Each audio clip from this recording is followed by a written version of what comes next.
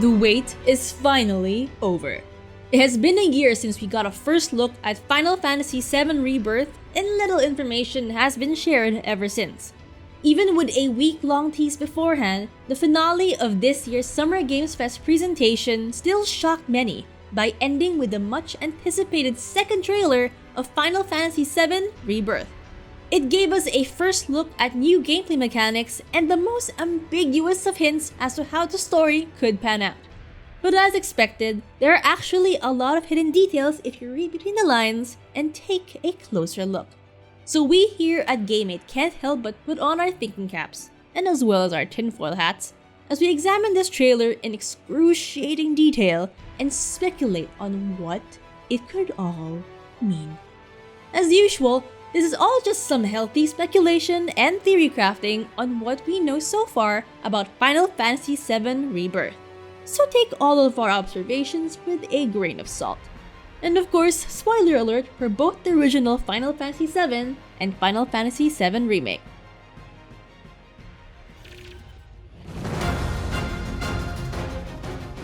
Team Up Beat 'em Up. Starting with how FF7 Rebirth has evolved from FF7 Remake, the trailer shows off bigger environments that players may explore now that Cloud and the gang are out of Midgar. They can be seen riding on chocobos and exploring familiar areas from the original game, like Junon Harbor and the Chocobo Farm. All the locations shown in the trailer are from fairly early portions of FF7's story, but some new gameplay hooks could be expected, like Junon Parade minigame, and maybe even chocobo breeding and racing. Moving on to combat. The trailer puts the addition of team-up attacks front and center. These team-up attacks show two party members combining their abilities to deal massive damage on foes. It's still up in the air if each person has a unique team-up attack for every party member, or if they have more than one team-up attack per duo. But taking a closer look at the UI may give us a hint as to how they could work with the introduction of ATB pips under the main gauge. Now, these small blue pips could be Rebirth's way of expanding the use of the ATB system. Abilities and magic spells require a certain amount of ATB slots to use. So what if team-up attacks function similarly? But why not increase the number of slots on each character's gauge? Our guess is that the main gauge will still function as the ATB of that specific party member's actions. Meanwhile, the small blue pips would act as what we'd call Party ATB, that's used for actions requiring other party members like team-up attacks and more. And we'll get to that in just a bit. Judging from the trailer, the main gauge doesn't affect or flow over to the pips below it. One interesting observation is that aside from the team-up attacks, every party member is shown to be only doing their basic attacks. That means we do see their ATB being filled as expected, but we don't see them being spent. Another thing, for every team-up attack shown, we see those pips grayed out. Based on our theory, it could mean that those pips have just been used. Lastly, in the English version of the trailer, when it shows Tifa and Aerith perform their team-up attack, we do see the same pip appear, this time colored yellow and right beside the limit gauge. Could that mean team-up attack limit breaks? What if Tifa launches an enemy with somersault and Cloud follows up with a mid-air cross slash? I don't know about you, but that sounds kinda plausible and totally awesome. One last thing that might come from this theorized party ATB is the introduction of mid-fight party swapping. Some clips show other characters in the field but aren't in the current party. For example, this clip shows that the current active party is Red 13, Cloud, and Barret, but we also see Tifa and Aerith in the distance. If our theory holds true, one character's party ATB could also be spent to swap with an inactive character. In this instance, Red would tag out and let Tifa jump in, and it could be presented as simple as Tifa moving closer and Red getting some distance away from the fight. That's all we can think of so far in what these pips mean just from the trailer alone, so it'll be interesting to see what their actual purpose is and what other actions these pips would allow. With the initial gameplay mechanics introduced in Final Fantasy VII Remake, it would make sense to add on to it by allowing more actions for team synergy now. But what do you think? Let us know in the comment section below. But for now, let's move on to the more tinfoil hat part of the video with what the trailer may hint to us to what Rebirth has to offer with its story. The story so far. Remaking Final Fantasy VII has been a divisive project among fans since its announcement. That divide was made stronger once people played the game and realized that Square Enix has much bigger ambitions for the project than just making a modern reimagining of the original PS1 game. The shocking revelation of Final Fantasy VII Remake is that it adds new elements to the story that make the game more of a sequel than just a straight-up remake. While even up to now, Square Enix has been vague on the actual direction of the remake project, it's heavily implied that Final Fantasy VII Remake, the upcoming Final Fantasy VII Rebirth, and the planned third and final entry in the remake trilogy has the narrative impetus that is Sephiroth trying to change his destiny. Simply put, the big bad Sephiroth has gone back in time to change the events of the original FF7 to play out in his favor instead.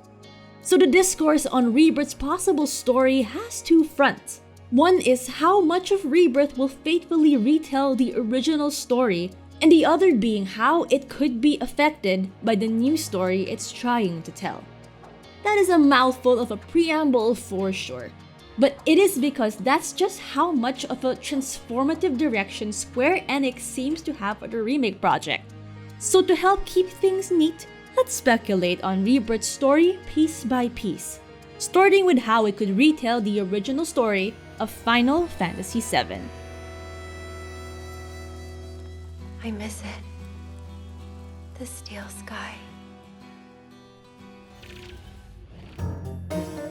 The Known Journey.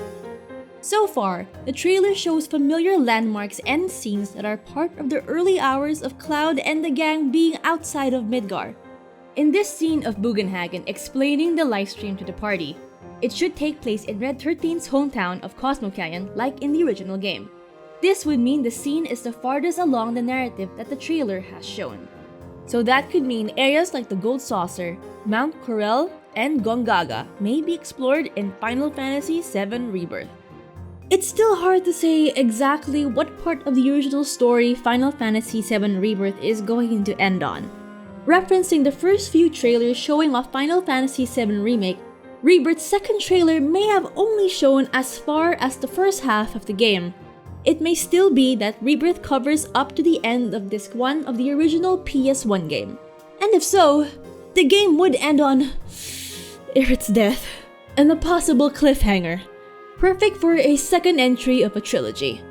If the promise of 2 discs are to be for the amount of content Rebirth may have, it is also possible that the game may cover up to the second half of Disc 2, possibly ending to where Barret, Tifa, Yuffie, and Kate Sith are to be executed and Meteor is on the way to destroy the world.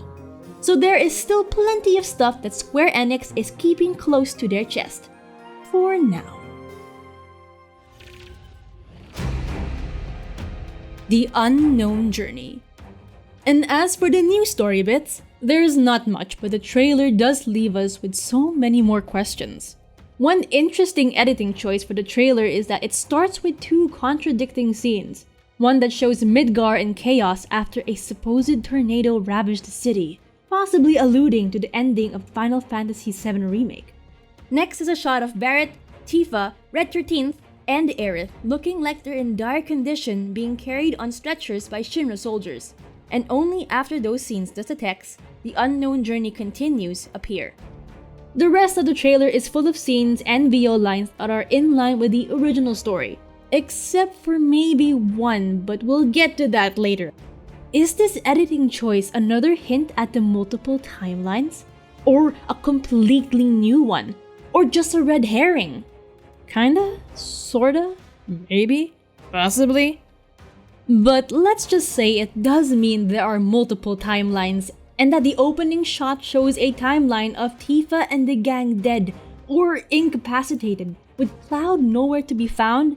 This could be the same new timeline shown in 7 Remake, wherein Zack lives through the ending of Crisis Core and is seen carrying an injured Cloud towards Midgar. With Zack alive, it does change a lot of events, and Final Fantasy VII wouldn't play out as planned. Cloud would never have been hired by Avalanche, meet Tifa after bombing the Mako reactor, and join in rescuing Aerith being held hostage by Shinra. With the plot ghost gone too, that would also mean Cloud wouldn't have been with the rest of the party during the expressway escape, and therefore, no plot ghost to save Tifa and the gang from the falling helicopter.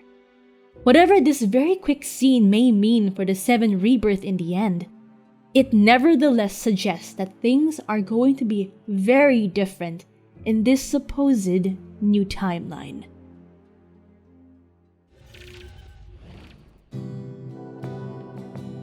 Then we jump into the very end of the trailer to examine a very peculiar line from Sephiroth. The trailer ends with scenes of the Nibelheim incident, particularly that of Sephiroth finding Jenova and Tifa trying to take revenge on Sephiroth for killing her dad. While the scene seems to play out similar to how it is in the original FF7, a voice line from Sephiroth reframes this scene into something more shocking. He says, "You know I killed her. So who is she?" It is not confirmed that Sephiroth would actually say this in this specific scene, nor if he really did refer to Tifa. However, fans were able to compare the English version of the trailer to the Japanese version, and the interesting difference is that the Japanese version has Sephiroth specifically say he killed Tifa, directly calling her out by name. In the original, Sephiroth did hurt Tifa, but she was able to survive. On one hand, this could be Sephiroth trying to mislead Cloud as usual, which is part of the course, especially when it comes to the events of the Nibelheim incident. But what if this means something more? In the first trailer of FF7 Rebirth, a similar idea is suggested when Tifa is heard seemingly questioning Cloud's recollection. "I saw you lying there. I figured it was too late." Wait, what are you implying? That I died? That I'm some kind of imposter?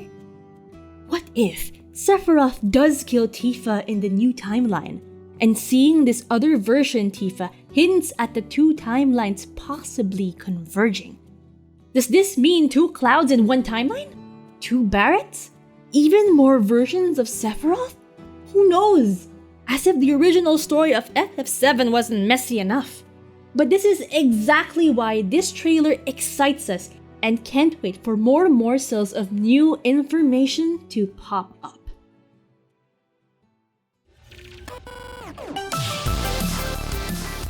And that's it for our GameSight on the latest trailer of Final Fantasy VII Rebirth. With the promise of an early 2024 release, more information on the game is bound to come sooner rather than later. Rest assured, we're keeping an eye out for any signs of Vincent like a hawk. Or Sid if he's more your type, I don't blame you. No wrong answer here. If you have spotted any other cool details in the trailer that we haven't mentioned, share them in the comment section below. If you enjoy what we do, share the love by giving us a like. And don't forget to subscribe to keep up to date with the latest in-gaming news, reviews, and other fun content around all things gaming. Thank you for watching, and we'll see you in the next one.